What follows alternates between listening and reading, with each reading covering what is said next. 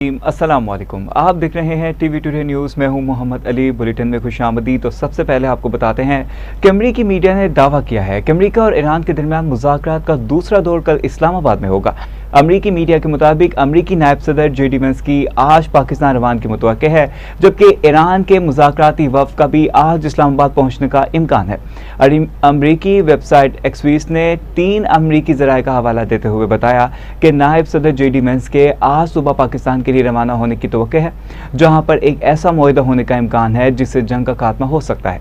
उधर सदर ट्रंप ने आबनाए हुर्मुज़ की नाकाबंदी मुआहदा होने तक बरकरार रखने का भी ऐलान किया और कहा कि किसी दबाव में नहीं, डील तब होगी जब बेहतरीन शराइत हासिल होंगे। ईरान के साथ हमारी डील ओबामा के मुआहदे से बेहतर होगी।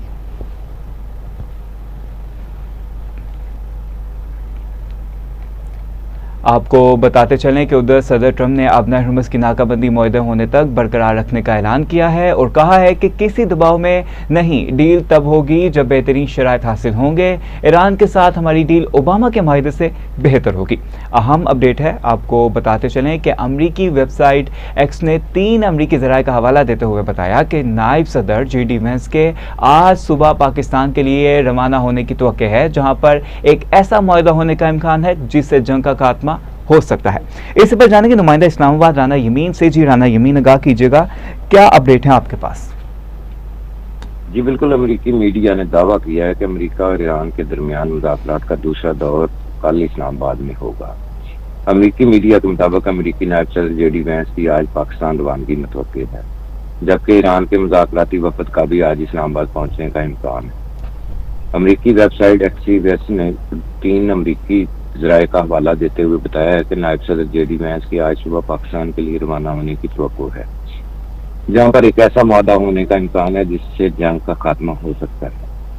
इधर सदर ट्रंप ने आबनाए हुर्मुज़ की नाकाबंदी मुआहदा होने तक बरकरार रखने का ऐलान किया है और कहा है कि किसी दबाव में नहीं, डील तब होगी जब बेहतरीन शराइत हासिल होंगी।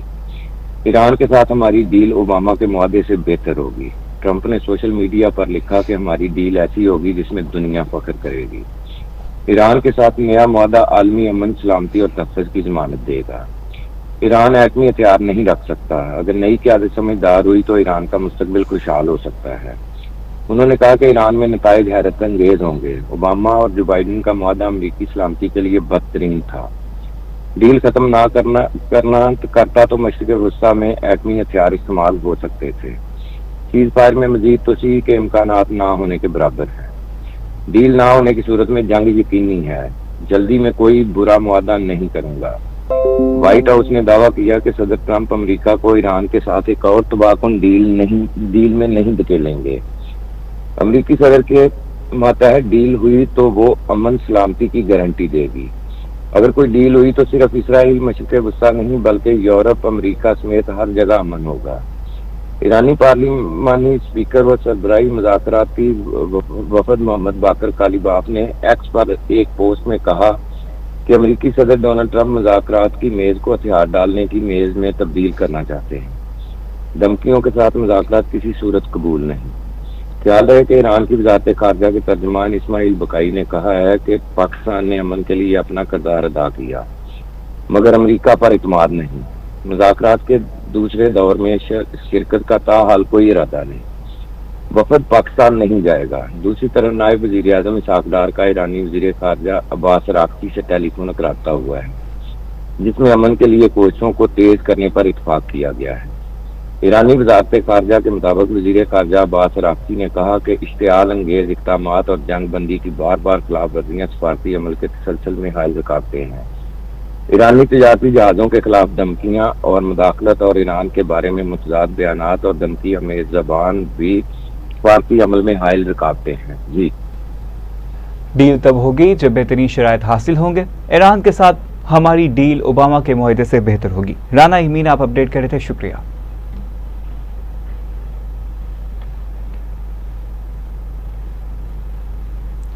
आगे चलते हैं और आपको बताते हैं कि तेहरान में गैर मुल्की सफारतकारों ने जंग से मुतासरा इलाकों का दौरा किया। अमरीका और इसराइल के हमलों से तबाहशुदा इंफ्रास्ट्रक्चर का जायजा लिया गया। गैर मुल्की सफारतकारों को जंग से होने वाली तबाही पर ब्रीफिंग भी दी गई और बताया गया कि अमरीकी और इसराइली हमलों में ईरान में 3,375 शहरी शहीद हुए। ईरानी खबर एजेंसी के मुताबिक शोहदा में 2875 मर्द, 496 खवातीन और 262 बच्चे शामिल हैं। सबसे ज़्यादा अमवात तेहरान, हरमज़गान और अस्फहान सूबों में रिकॉर्ड की गई। 40% लाशें इब्तिदा में नाकाबिल शनाख्त थीं, बाद में शनाख्त मुकम्मल की गई। फोरेंसिक टीमों ने बाकियात शनाख्त करके लाहिकीन के हवाले कर दी।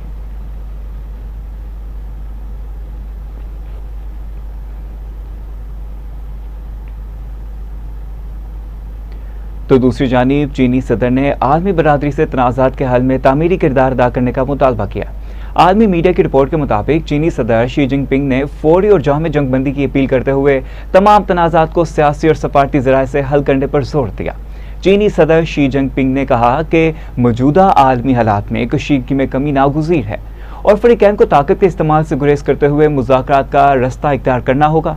चीनी सदर ने इस बात पर भी जोर दिया कि देर पा अमन के लिए बातचीत, बाहमी एहतराम और सफारती कोशिशें कलीदी हैसियत रखती हैं, जबकि आलमी बरादरी को भी तनाज़ात के हल में तामीरी किरदार अदा करना चाहिए। उन्होंने मजीद कहा कि आलमी तवानाई और तजारत के लिए अहम गुजरगा अबनार हुर्मुज़ में मामूल की बहरी आमदोरफ्त को हर सूरत बरकरार रखना चाहिए। चीनी सदर ने कहा कि इस अहम समुद्री रास्ते में किसी भी किस्म की रुकावट न सिर्फ इलाकाई बल्कि आलमी मईशत को भी मुतासर कर सकती है, क्योंकि दुनिया की बड़ी मिकदार में तेल की तरसील इसी रास्ते से होती है। चीनी सदर ने जोर दिया कि मुतल्लिका फ़रीक़ैन को तहम्मुल का मुजाहिरा करते हुए कशीदगी से गुरेज करना चाहिए और बैनुल अक़वामी क़वानीन के मुताबिक जहाज़ रानी की आज़ादी को यकीनी बनाना चाहिए।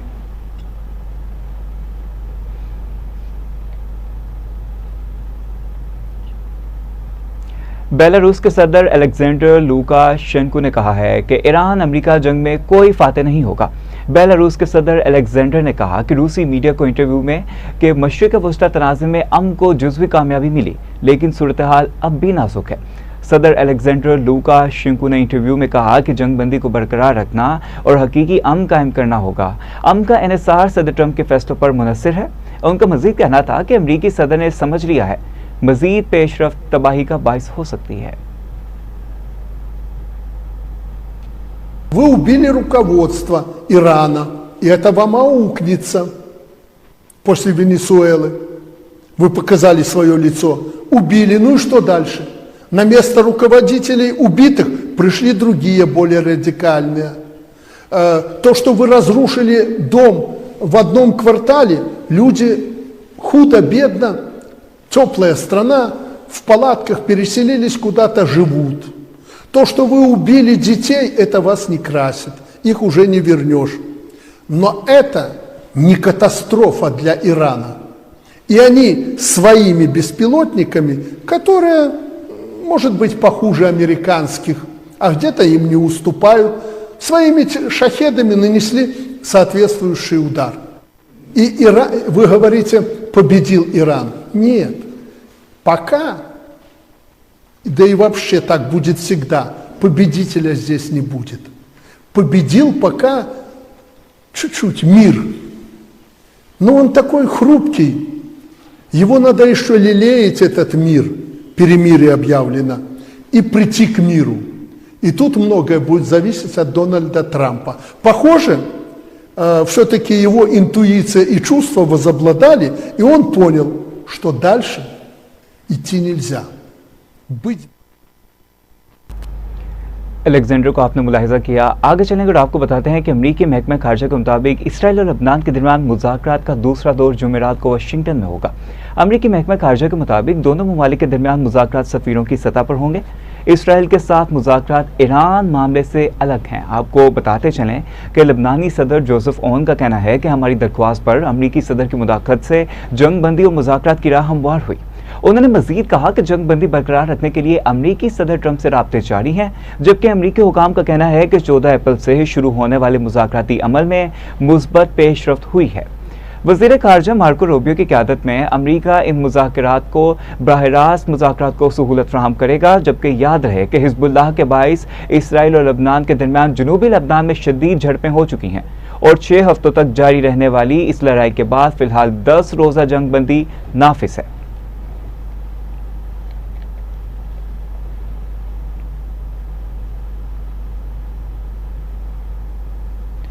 तो इसी के साथ साथ लबनान के मशरक़ी इलाके वादी बका में इसराइली फ़ज़ाई हमलों के नतीजे में शहरी आबादी को शदीद नुकसान पहुंचा। अरब मीडिया के मुताबिक इसराइली तैयारों ने घरों को निशाना बनाया, जिससे बच्चों की लाशें सड़कों पर जा गिरी। कई रिहायशियों ने बताया कि बच्चों की लाशें सड़क पर बिखरी हुई मिली। एक खातून अपने बेटे और अपनी बेटी के साथ घर में मौजूद थी जब इन्हें निशाना बनाया गया।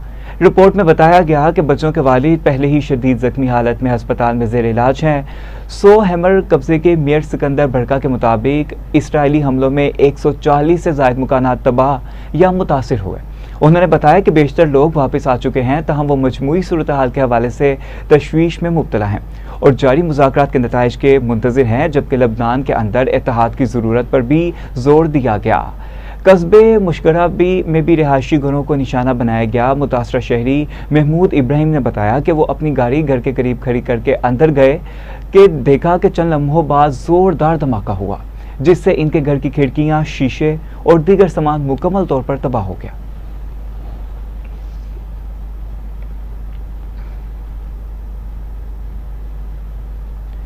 अरब ममालिक ने फ़लस्तीनी इलाकों में बिगड़ती सूरत हाल के पेश नज़र पार्लिमानी सतह पर मुत्तहिद होकर आवाज़ उठाने पर जोर दिया। आपको बताते चलें कि आलमी मीडिया की रिपोर्ट के मुताबिक इस्तंबुल में फ़लस्तीन के हामी पार्लिमानों के ग्रुप के दूसरे इजलास से खिताब करते हुए अरब पार्लियामेंट के स्पीकर मोहम्मद बिन अहमद अल यमीही ने कहा है कि फ़लस्तीनी अवाम के हकूक़ के तहफ़्फ़ुज़ के लिए हर हमायती आवाज़ और हर मुखलिस कोशिश नागुज़ीर है। उन्होंने तुर्क पार्लियामेंट की जानिब से फ़लस्तीन के साथ यकजहती के लिए पार्लिमानी ग्रुप के क़याम के इक़दाम को सराहते हुए इसे एक अहम पेशरफ्त करार दिया है, जो फ़लस्तीन को दरपेश चैलेंजेस के हवाले से गहरी आगाही की कासी करता है। तो दूसरी जानिब अरब पार्लियामेंट के स्पीकर ने हालिया पेशरफ्त का जायज़ा लेते हुए इसराइली कौंसल की जानिब से फ़लस्तीनी कैदियों को सज़ाए मौत देने की इजाज़त से मुतल्लिक कानून की मंजूरी को बैनुल-अक़वामी इंसानी कानून की संगीन और गैर मामूली खिलाफ वर्जी करार दिया।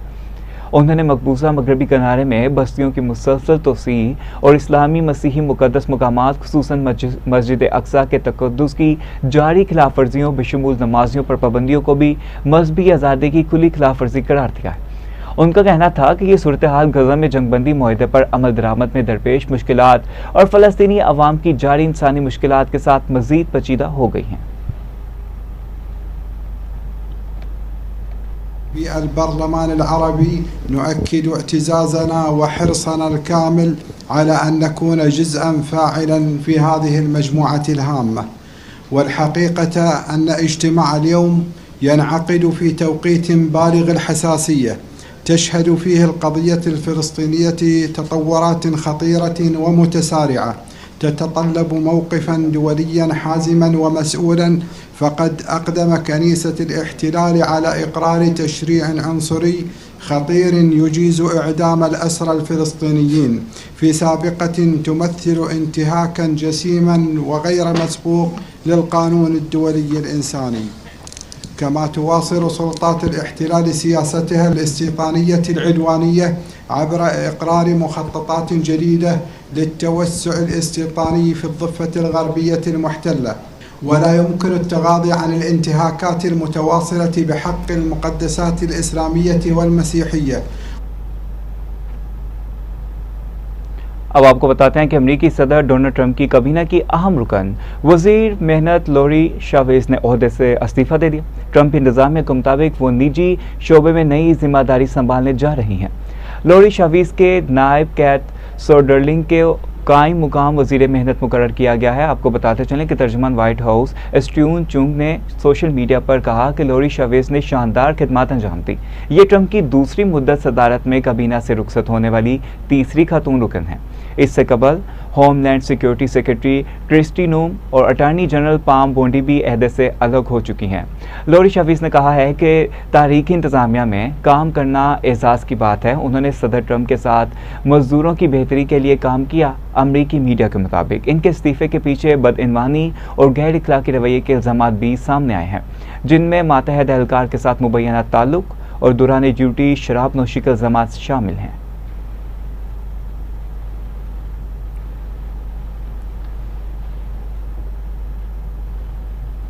इस्लामाबाद हाईकोर्ट आज खुले रहने के फैसले में अहम तब्दीली कर दी गई है। रजिस्ट्रार हाईकोर्ट के मुताबिक इस्लामाबाद हाईकोर्ट आज बंद रखने का फैसला किया गया है। रेड जोन बंदिश की वजह से इस्लामाबाद हाईकोर्ट को बंद रखने का फैसला किया गया, जबकि रजिस्ट्रार ऑफिस ने 2 घंटे कबल हाईकोर्ट खुली रखने के फैसले से मीडिया को आगाह भी कर दिया। आपको बताते चलें कि रजिस्ट्रार ऑफिस ने अब दोबारा हाईकोर्ट आज बंद रखने के फैसले से मीडिया को आगाह कर दिया है। वफाकी आईनी अदालत के आज खुले रहने के फैसले में भी अहम तब्दीली कर दी गई और वफाकी आईनी अदालत भी आज बंद रखने का फैसला किया गया है। रजिस्ट्रार के मुताबिक रेड जोन बंदिश की वजह से वफाकी आईनी अदालत को आज बंद रखने का फैसला किया गया, जबकि रजिस्ट्रार ऑफिस ने दोबारा अदालतों की बंदिश बारे में मीडिया को भी आगाह किया है। इसी पर जानेंगे नुमाइंदा इस्लामाबाद राना यमीन से। जी बताइएगा क्या अपडेट है आपके पास? जी बिल्कुल, इस्लामाबाद हाईकोर्ट आज खुले रहने के फैसले में अहम तब्दीली कर दी गई है। रजिस्ट्रार हाईकोर्ट के मुताबिक इस्लामाबाद हाईकोर्ट आज बंद रखने का फैसला किया गया है। रेड जोन बंदिश की वजह से इस्लामाबाद हाईकोर्ट को बंद रखने का फैसला किया गया है। रजिस्ट्रार ऑफिस ने 2 घंटे कबल हाईकोर्ट खुली रखने के फैसले से मीडिया को आगाह किया था। रजिस्ट्रार ऑफिस ने अब दोबारा हाईकोर्ट आज बंद रखने के फैसले से मीडिया को आगाह कर दिया गया है। वफाकी आईनी अदालत के आज खुले रहने के फैसले में भी अहम तब्दीली की गई है और वफाकी आईनी अदालत भी आज बंद रखने का फैसला किया गया है। रजिस्ट्रार के मुताबिक रेड जोन बंदिश की वजह से वफाकी आईनी अदालत को आज बंद रखने का फैसला किया गया है। रजिस्ट्रार ऑफिस ने दोबारा अदालतों की बंदिश बारे मीडिया को आगाह कर दिया। जी, आईनी अदालत को आज बंद रखने का फैसला किया गया है, जबकि रजिस्ट्रार ऑफिस ने दोबारा अदालतों की बंदिश बारे मीडिया को आगाह कर दिया है। नुमाइंदा इस्लामाबाद राना यमीन हमें अपडेट कर रहे थे, आपका शुक्रिया।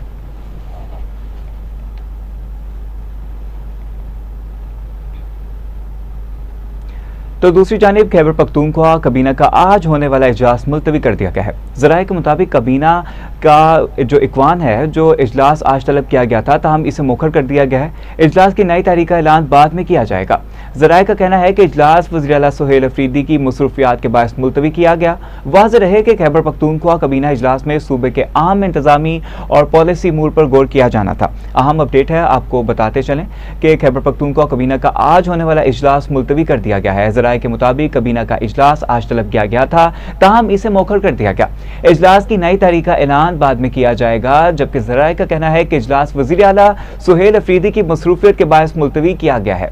वाज़ेह रहे कि खैबर पख्तूनख्वा काबीना इजलास में सूबे के अहम इंतजामी और पॉलिसी अमूर पर गौर किया जाना था। अहम अपडेट है, आपको बता रहे हैं कि खैबर पख्तूनख्वा काबीना का आज होने वाला इजलास मुलतवी कर दिया गया, जबकि ज़राए का कहना है कि काबीना इजलास आज तलब किया गया था, ताहम इसे मुखर कर दिया गया है। इजलास की नई तारीख का ऐलान बाद में किया जाएगा। इसी पर जानेंगे ब्यूरो चीफ पेशावर मोहम्मद मुनीर से। जी आगाह कीजिएगा। जी बिल्कुल, खैबर पख्तूनख्वा काबीना का होने वाला इजलास मुलतवी कर दिया गया है। ज़राए के मुताबिक काबीना 51वां इजलास आज तलब किया गया था, ताहम इसे मुखर कर दिया गया। इजलास की नई तारीख का ऐलान बाद में किया जाएगा। ज़राए का कहना है कि इजलास वज़ीर आला अफरीदी को मसरूफ़ किया गया। वाज़ेह है कि खैबर पख्तूनख्वा इजलास में सूबे के अहम इंतजामी और पॉलिसी अमूर पर किया जाता है। जी, ताहम इसे मौखर कर दिया गया। इजलास की नई तारीख का ऐलान बाद में किया जाएगा। ब्यूरो चीफ पेशावर मोहम्मद मुनीर हमें अपडेट कर रहे थे, बहुत शुक्रिया आपका।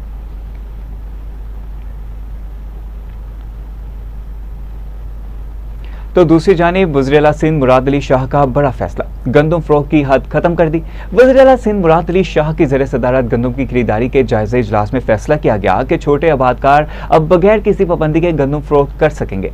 फी एकड़ 5 बोरी की शर्त खत्म कर दी गई है। हारियों को बड़ा रिलीफ मिलेगा। वज़ीर आला सिंध ने गंदम खरीदारी मुहिम तेज करने की हिदायत देते हुए कहा कि आबादकारों को फौरी अदायगियाँ यकीनी बनाना होंगी। इजलास में सूबाई वज़रा शर्जील मेमन, मखदूम महबूब उल ज़मान, चीफ सेक्रेटरी आसिफ हैदर भी शामिल थे। इसी पर जाने के नुमाइंदा खसूसी कराची अहमद अली से। जी बताइएगा कि क्या मामला है और क्या अपडेट है आपके पास? जी बिल्कुल, वज़ीर आला सिंध सैयद मुराद अली शाह की ज़ेर सदारत गंदम खरीदारी के जायज़ा इजलास में फैसले किए गए हैं, जिसमें छोटे आबादकार के लिए बगैर किसी पाबंदी के गंदम को फरोख्त कर सकेंगे। इसके अलावा फी एकड़ 5 बोरी की जो शर्त थी वो ख़त्म करने से हारियों को बड़ा रिलीफ मिलेगा, ये वज़ीर आला सिंध का कहना था। उन्होंने कहा मुहिम को भी तेज़ की जाए, आबादकारों को अदायगियाँ जो उनकी हैं वो फौरी यकीनी बनाई जाएँ। इसके अलावा जो वज़ीर खुराक हैं उनका ये कहना था कि गंदम खरीदारी मुहिम 1 अप्रैल से शुरू की गई है। सिंध हुकूमत का हदफ 10 लाख मेट्रिक टन गंदम हासिल करना है। इस साल इमदादी कीमत 3,500 रुपये फ़ी 40 किलो मुकर्रर की गई है। तकरीबन 19,40,000 एकड़ रकबे पर गंदम काश्तकार 3,32,000 से जायद हैं। अब तक तकरीबन 8,958 मैट्रिक टन गंदम खरीदी जा सकी है। इजलास में सूबाई वज़ीर शर्जील मेमन मखदूम, महबूबुज़्ज़मा चीफ सेक्रेटरी, दीगर जो है आला सरकारी अफसरान मौजूद थे। जी, सेक्रेटरी ज़राअत, सेक्रेटरी खुराक, सिंध बैंक के नुमाइंदे और दीगर अफसरान भी शरीक थे। नुमाइंदा ख़ुसूसी कराची अहमद अली हमें अपडेट कर रहे थे। आपका शुक्रिया।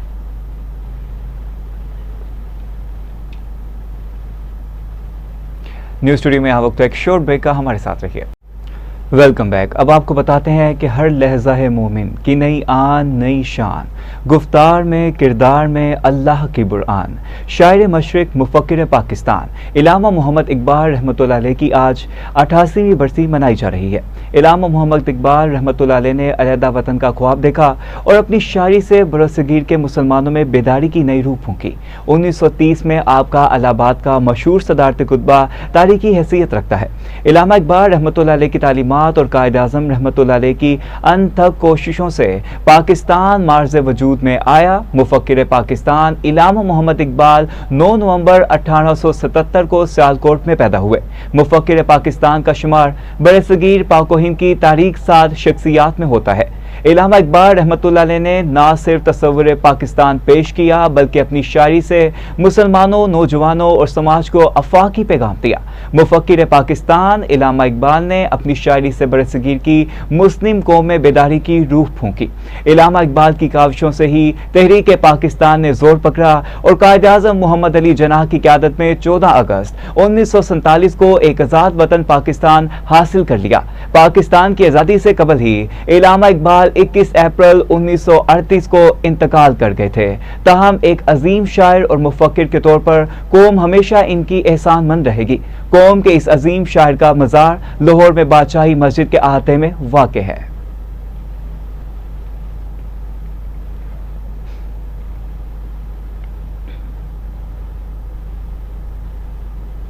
सदर मुमलिकत आसिफ अली जरदारी और वज़ीर आज़म शहबाज शरीफ ने शायर मशरिक इलामा इकबाल को खराज अक़ीदत पेश किया। सदर आसिफ अली जरदारी ने कहा कि इलामा इकबाल का तसव्वुर समाजी इंसाफ और खुद कफील पाकिस्तान के लिए रहनुमाई फराहम करता है। इकबाल की फ़िक्र और मनसफाना इंसान दोस्त और मुस्तकीम निज़ाम के लिए मशरे राह है। वज़ीर आज़म शहबाज शरीफ ने अपने बयान में कहा कि कौम की जानिब से इलामा मोहम्मद इकबाल को खराज अक़ीदत पेश करता हूँ। इलामा इकबाल मुसलमानों के बड़े सगीर के मोहसिन और अजीम फ़िक्री रहनुमा थे। इकबाल ने खुद ही अमल, ईमान और फ़िक्री आज़ादी का पैगाम दिया। शहबाज शरीफ ने कहा कि इलामा इकबाल के अफ़कार ने महकूम कौम को बेदारी और खुदमुख्तारी दी। आज इलामा इकबाल का पैगाम हमारे लिए गैर मामूली अहमियत रखता है। वज़ीर आज़म ने मज़ीद कहा कि इलामा इकबाल ने मेहनत, अखुवत और बेदारी मिलत को मकसद हयात करार दिया। इलामा इकबाल के नज़रियात की रोशनी में इत्तेहाद और इल्म हासिल हुआ।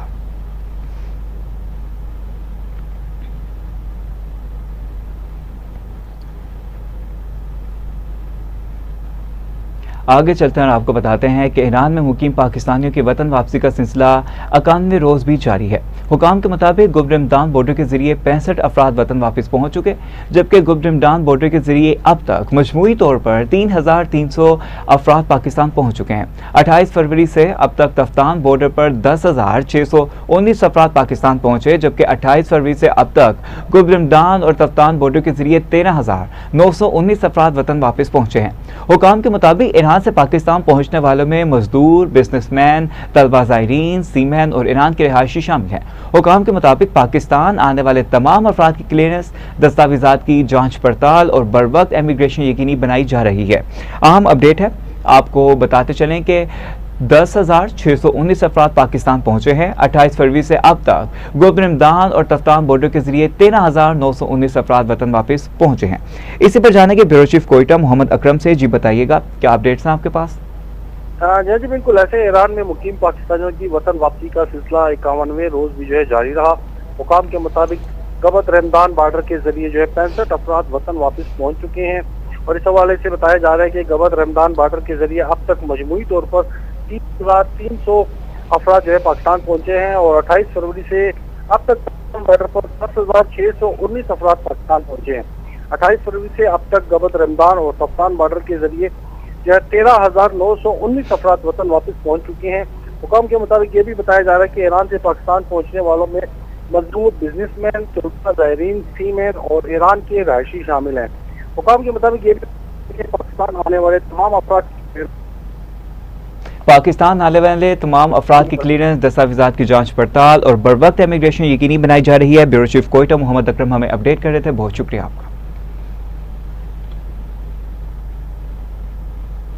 पाकिस्तान सुपर लीग सीजन 11 में आज 2 मैचेस खेले जाएंगे। पहले मैच में लाहौर कलंदर्स और कोयटा ग्लैडिएटर्स की टीमें दोपहर 2:30 बजे लाहौर के कजाफी स्टेडियम में मद्दे मुकाबिल होंगी। इवेंट का दूसरा मैच रावलपिंडीज और मुल्तान सुल्तान्स के मबैन शाम 7 बजे कराची के नेशनल स्टेडियम में खेला जाएगा। याद रहे कि इवेंट में पॉइंट्स टेबल पर पेशावर ज़ल्मी का पहला, मुल्तान सुल्तान्स का दूसरा, इस्लामाबाद यूनाइटेड का तीसरा नंबर है, जबकि कोयटा ग्लैडिएटर्स चौथे नंबर पर मौजूद है। तो दूसरी जानिब PSL 11 का लाहौर में दोबारा आगाज होगा, जिसके लिए पुलिस ने जामी सिक्योरिटी प्लान तश्कील दे दिया है। लाहौर में दूसरे मरहले के दौरान PSL 11 के मजीद 8 मैचेस खेले जाएंगे।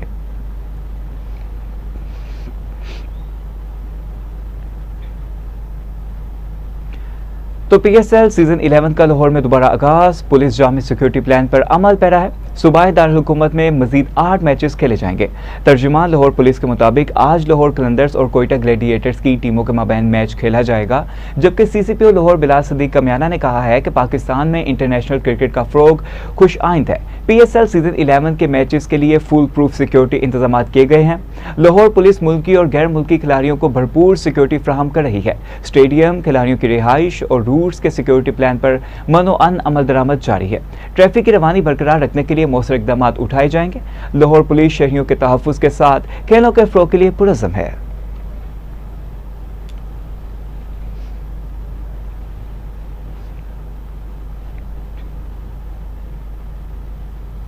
इसी के साथ साथ न्यूज़ स्टूडियो से फिल वक्त इतना ही। मोहम्मद अली को इजाज़त दीजिए। मज़ीद अहम खबरों की तफसीलात के लिए देखते रहिए TV टुडे न्यूज़।